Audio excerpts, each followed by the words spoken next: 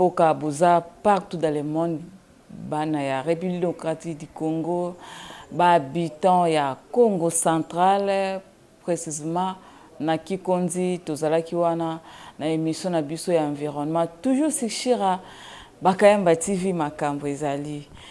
Tolakisaki bino première partie ba étudiantes pasteur oyo baza na Kikonzi, deuxième partie mausolée ya ba missionnaire na biso ya CAC, mausolée ya monseigneur Mayunda Tsumbu Nzelele na mama Esther Nzelele. Pe lelo tozolakisa bino comment hôpital na biso, hôpital de référence de Kikonzi na etani nezali route ya Kikonzi ba école na biso ya CAC na Kikonzi tomekaki kosolana tosolaki na DD na école tosolaki na médecin directeur ya hôpital na biso ya Kikonzi tokobalancer toujours Sikshira Bakayamba TV, restez branchés, abonnez-vous massivement pour partager vidéo. Bandeko ba beninga to moni vidéo ya hôpital ya Kikonzi te, bozala vraiment calme kalaming te tozo balançons déjà Sikshira Bakayamba TV. Tozalaki na Kikonzi hôpital na biso tosoli na médecin directeur toko balancer hôpital état eza mabe route eza mabe groupe ezalaki na hôpital de référence de Kikonzi groupe wana ebeba médecin vraiment à lobby na micro ya Shira Bakayamba TV à lobby monsieur le gouverneur Grâce Bilolo asunga bango Kikonzi baza même pas na panneau baza na groupe T hôpital munene wana baza na panneau te, baza na groupe te, ba difficulté ebele eza na mission Kikonzi, eza na quartier Kikonzi, ba Mayunda, ba village Mayunda, donc baza vraiment na ba difficulté makasi. Route eza te, pont wana bozo mwa tozo balancer pont depuis ba mindele ba tongango. Pont wana ewumeli makasi, ebandi déjà kobeba. Route ya malonge eza te. Mai ezate, groupe ezate, ba habita Kikonzi bazo lela, bazo souffrir. Tozo balancer déjà ba vidéo, restez branchés, toujours sur Sikshira Bakayamba TV. Hôpital na biso ya Kikonzi eza hôpital la munene, ba habita oyo baza na Mayunda, baza na bamboka eza pembeni wana, hôpital la munene eza ka Kikonzi. Mais comment hôpital wana groupe ezate?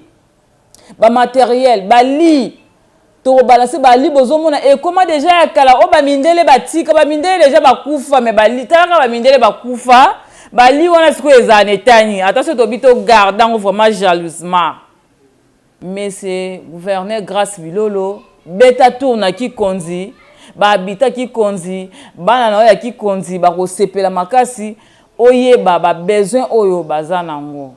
Restez branchés, toujours sur Sikshira Bakayamba TV, abonnez-vous massivement, toujours balancer déjà, toujours balancer ba interview, médecin directeur ndenga lobaki, ba papa na biso ya Kikonzi ndenge ba lobaki, boza décider toujours sur Sikshira Bakayamba TV, abonnez-vous massivement, merci beaucoup.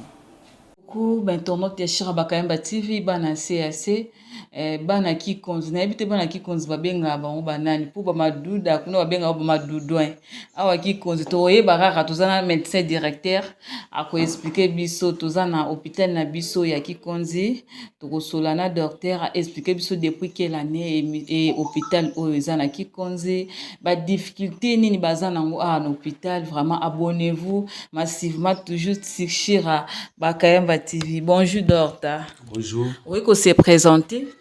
Comme on a docteur Mvumbi Kwabi Isidore, médecin directeur de l'hôpital général de référence de Kikonzi. Depuis quelle année l'hôpital est à Kikonzi? Depuis 1952. Wow. 1952. Oui. Ba difficulté ni besoin non. Pas difficulté belé. Oui, que dans le temps Mundele azalaka yemuta bandaka na cro. Docteur Cro Mundele yemuta bandaka hôpital. Itoye na docteur Konde, on attend docteur Konde.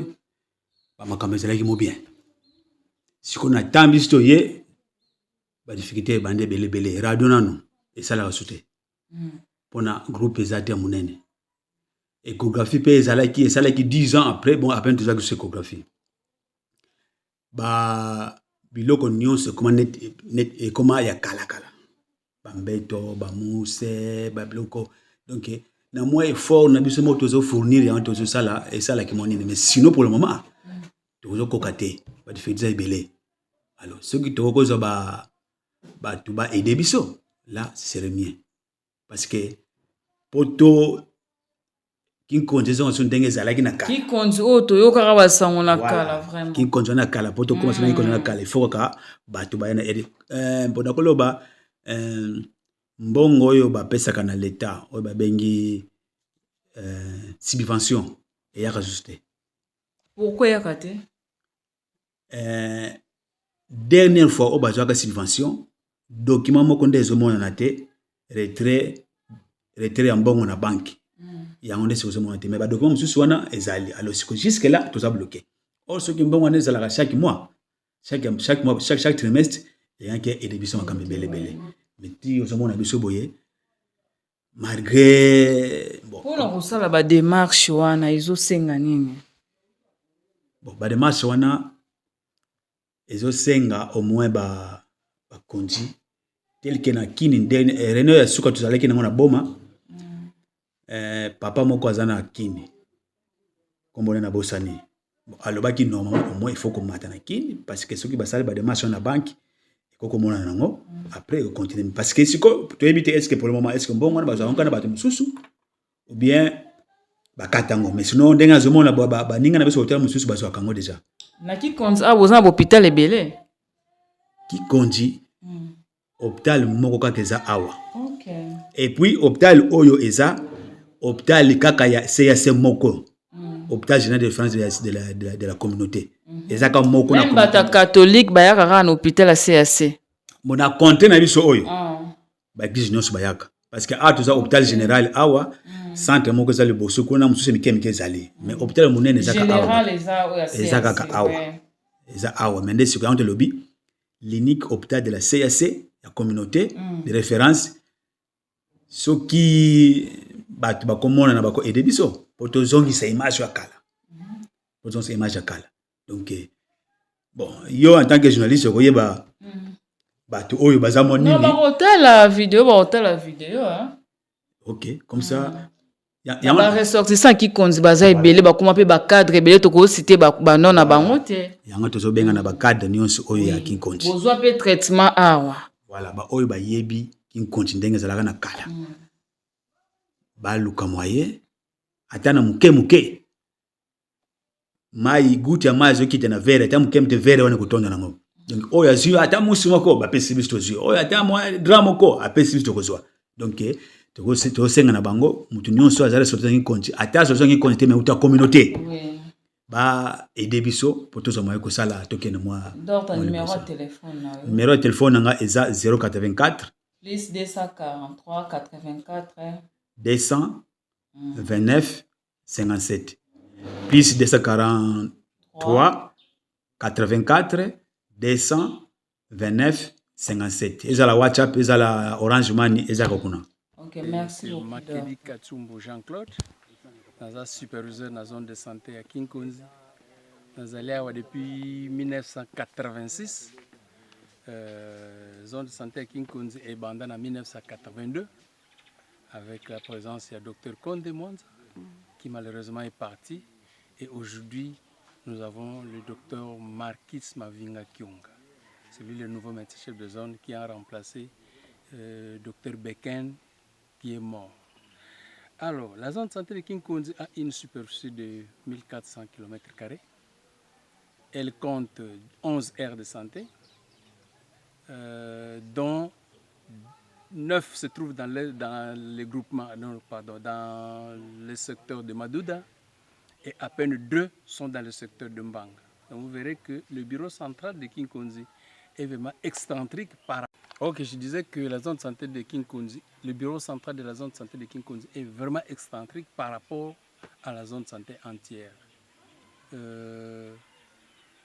Quant à la zone de santé, elle compte, comme je l'ai dit, 11 aires de santé. Et dans les aires de santé se trouvent plusieurs centres de santé et postes de santé. C'est comme ça qu'en sa totalité, elle compte 59 structures sanitaires opérationnelles de toutes catégories confondues. Il y a les privés, il y a les étatiques et les confessionnels. La zone de santé de Kinkonzi a plusieurs difficultés. D'ordre logistique, je dirais que la zone de santé de King Konzi ne compte que 2 motos qui sont opérationnelles. Allez-y comprendre, le centre de santé le plus éloigné du bureau central se trouve à 120 km du bureau central. Allez-y comprendre, traverser 120 km sur un terrain très bizarre, avec des routes très compliquées, c'est trop demandé. C'est comme ça que nous avons toujours demandé, est-ce qu'on ne peut pas avoir la chance de trouver un partenaire pour nous appuyer, ne serait-ce qu'en moyens logistiques, notamment une moto, 2 motos, peut encore renforcer le système de travail. Une Jeep pourrait encore être mieux. Malheureusement, par défaut de partenaires, nous n'avons pas. On a donné des Jeeps par-ci, par-là, mais quant à nous, nous n'avons pas eu cette chance-là, malheureusement pour nous, d'avoir une Jeep. C'est comme ça que nous sommes tous focalisés seulement sur ces 2 motos-là pour réaliser toutes nos différentes missions. Allez-y comprendre, le médecin chef de zone doit superviser, l'administrateur gestionnaire doit superviser. Nous sommes 5 superviseurs qui devons superviser. Et notre travail de supervision, c'est au moins une fois le mois. Comment on peut faire la supervision avec seulement 2 motos? Et sur quelle catégorie de routes? Des routes très problématiques, très risquées, mais comme nous n'avons pas de partenaires, on se débrouille par tous les moyens. Et c'est comme ça que notre taux de supervision, à un certain moment, est faible, parce que nous n'avons que 2 motos. Comment on peut se partager la moto, 2 motos, à une équipe de 10 personnes? C'est presque difficile. Mais comme c'est le travail, on se débrouille tant bien que mal. Donc voilà un peu la généralité de la zone de santé. Par rapport aux structures étatiques, nous avons maintenant un peu de chance parce qu'aujourd'hui, la difficulté qu'on avait hier venait d'être résolue par le gouvernement, c'est-à-dire les décès maternels. Parce qu'il y avait beaucoup de décès maternels, beaucoup d'enfants qui mouraient pendant l'accouchement. Et avec les projets du gouvernement, aujourd'hui, on peut déjà s'applaudir que ne serait-ce que là, on a trouvé une solution. Mais il y a encore plusieurs maladies. Nous avons un sérieux problème. Il y a une maladie qui sévit dans notre zone de santé qui jusqu'à aujourd'hui n'a pas de partenaire. C'est la maladie que nous appelons l'ulcère de Brûlis. Ça prend pratiquement 3 heures de santé.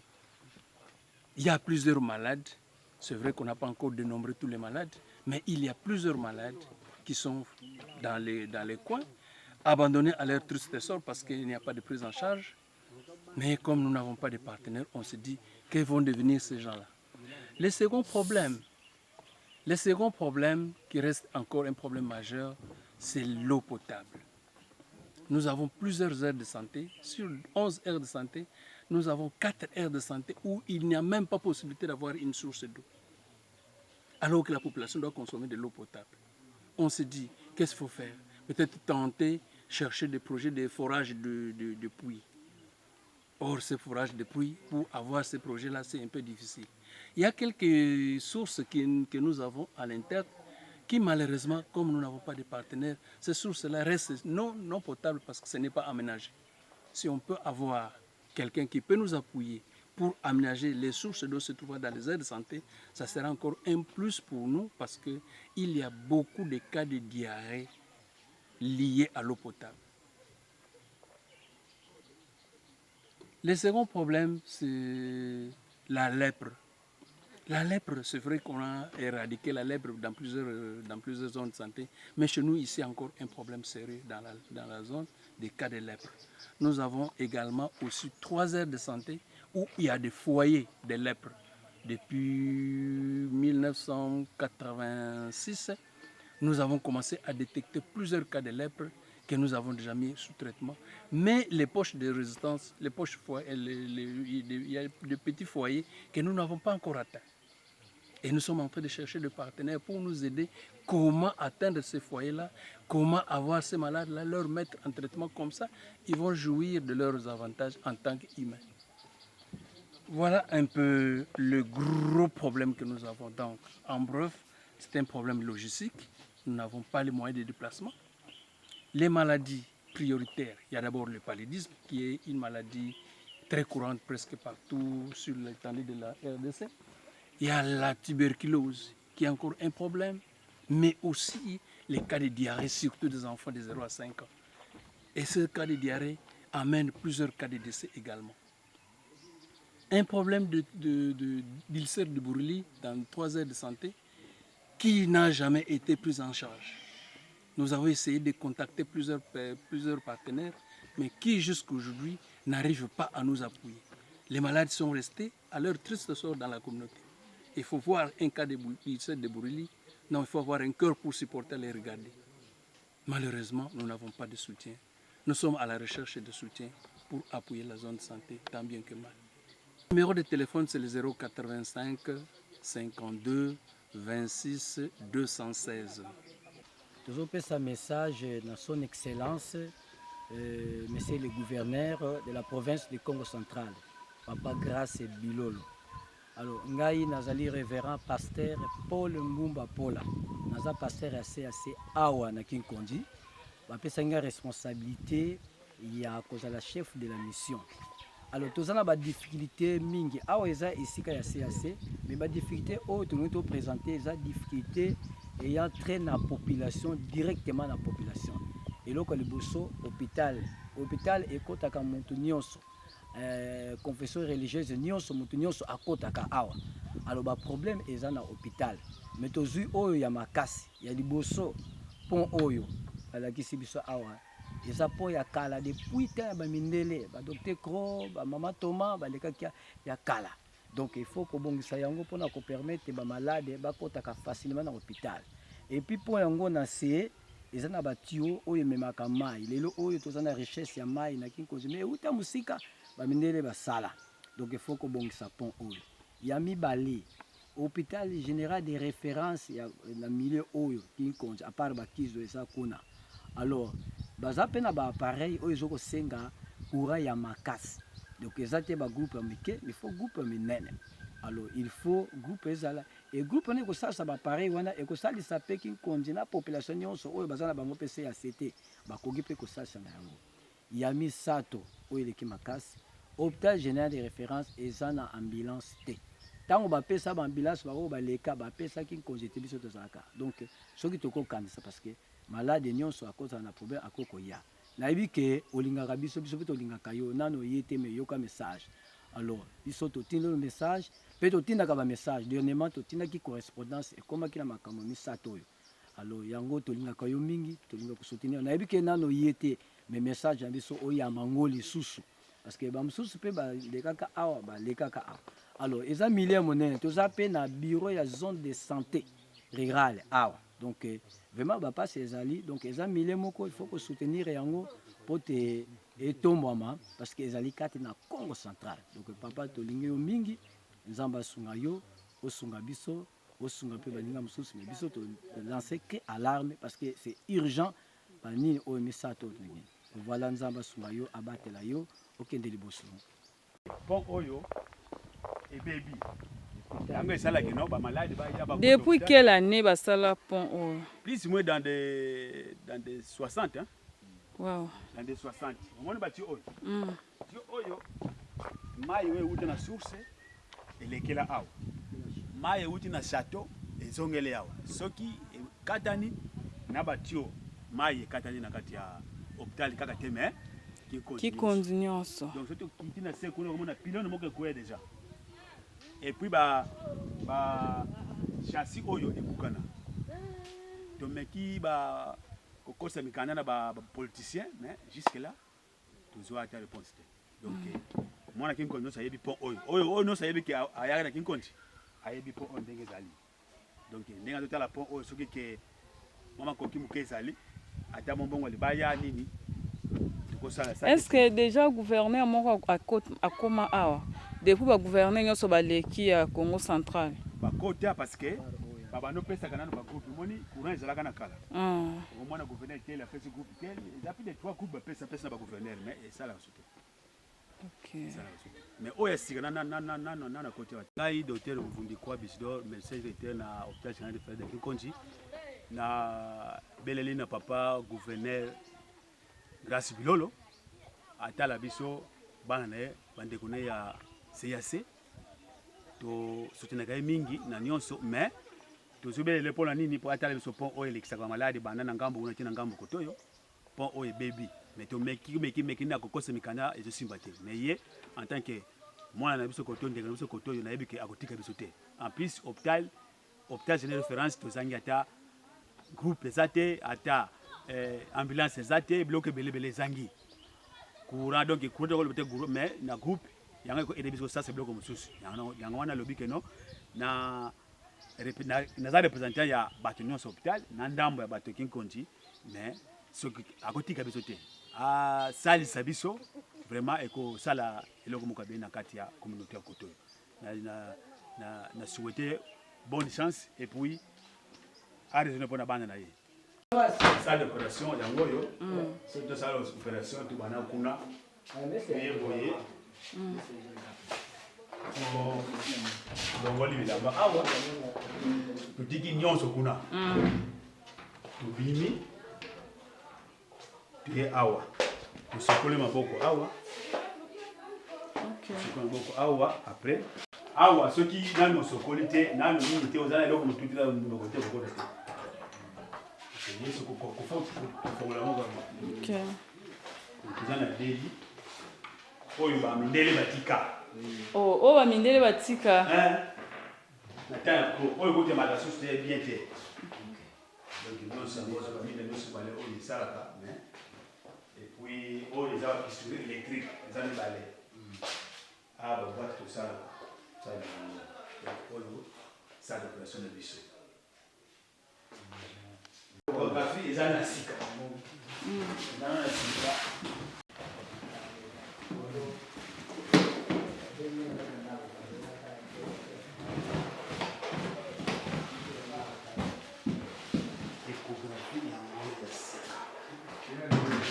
oyo tosalaki mwa effort na biso moko ntango nayaki 10 ans passé sans échographie nayesi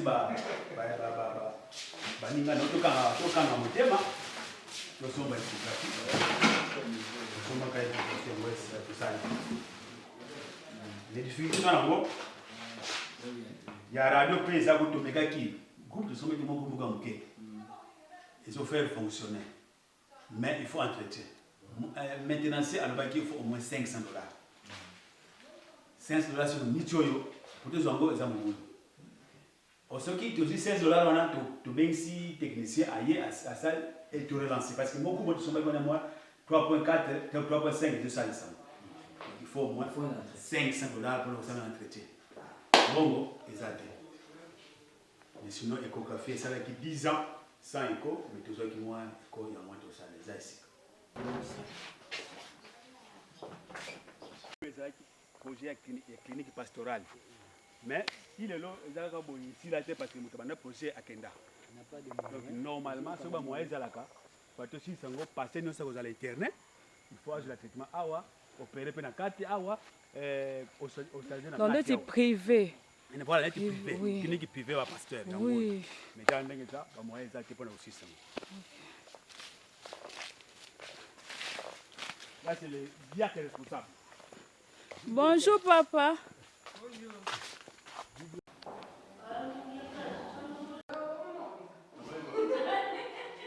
Ok. Alors, on a fait ça de coucher à l'hôpital, mais malheureusement, ma bête oyo, ma bête depuis gros depuis mon délai à Tika. Oyo, monsieur, parce que nous sommes dans gouvernement, mais il nous faut au moins une autre table.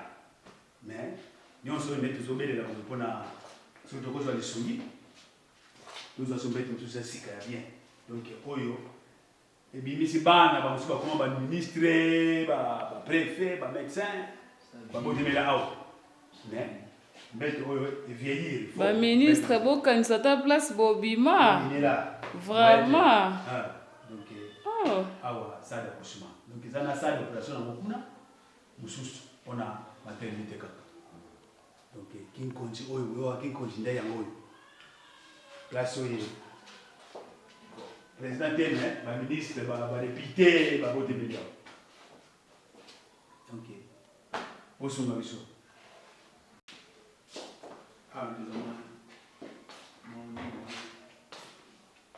ceux qui moi ça une contraction oyo eza salle de travail obenga salle de travail moi tanga ye kobota abanani Kotoyo soki avandi ya batite komona bino mwana lingi ebima bongo nde nsima nango toke na salle d'accouchement po tobandaki donc awa wa salle de travail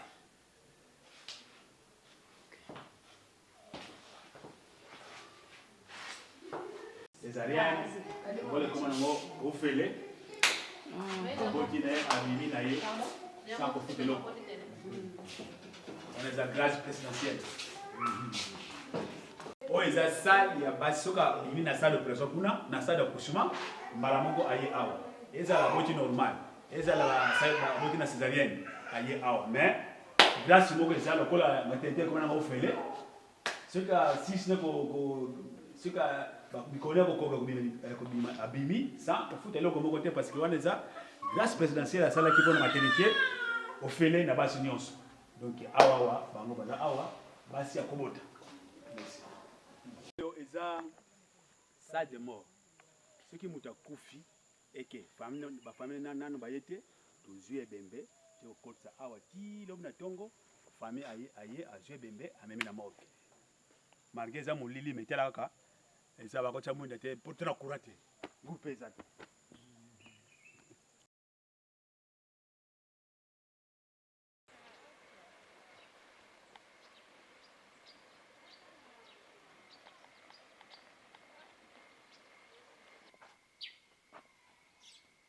Merci beaucoup, chers abonnés. Nous allons découvrir qui conduit ensemble.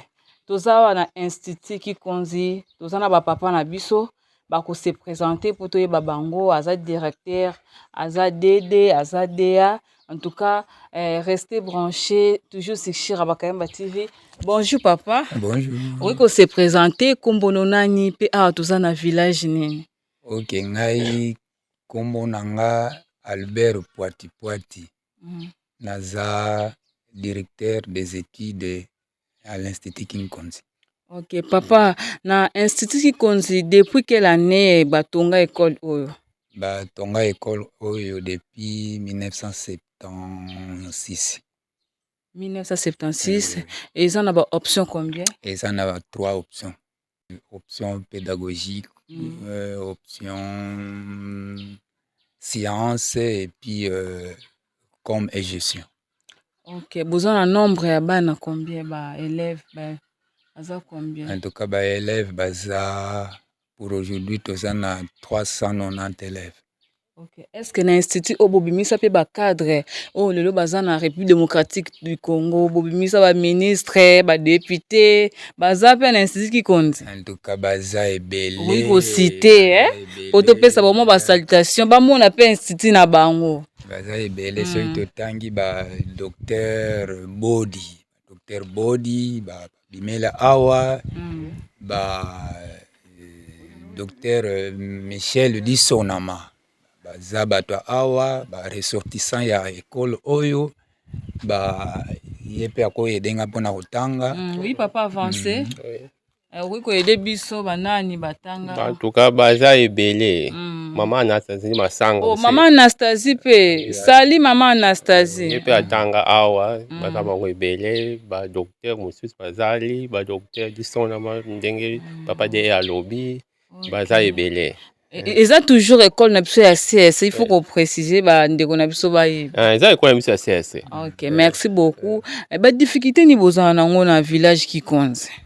En tout cas ba difficulté to ça nango bino moko bozomona école fallait pour eza ancienne école umeli tout ça fallait yo moko bino moko bozomona. Biso do mona mais ba internaute na biso ba yoka yo moko loba papa. Il faut peut-être batol pour remplacer batol option comme gestion tout ça na posa ba matériel ba appareil ba ordinateur tout ça ba peut-être ce qui peut photocopier zekozala comme ça il y a des bandes nako. OK. Papa numéro na téléphone? Numéro na téléphone 085 14 10 802. 085 14 10 802. OK. OK, merci beaucoup papa.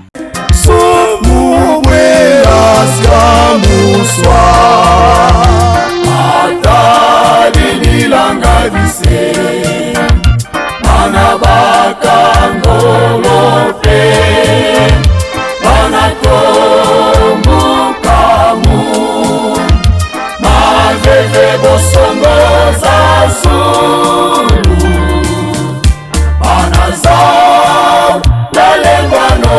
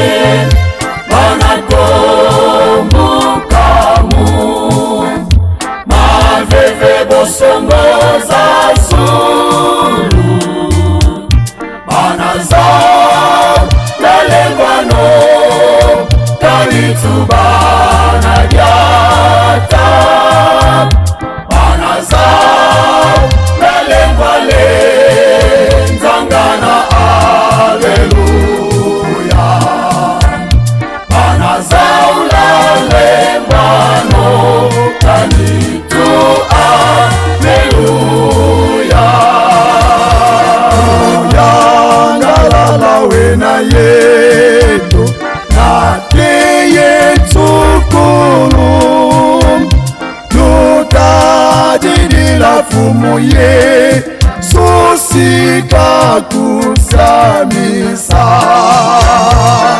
atali nilangavise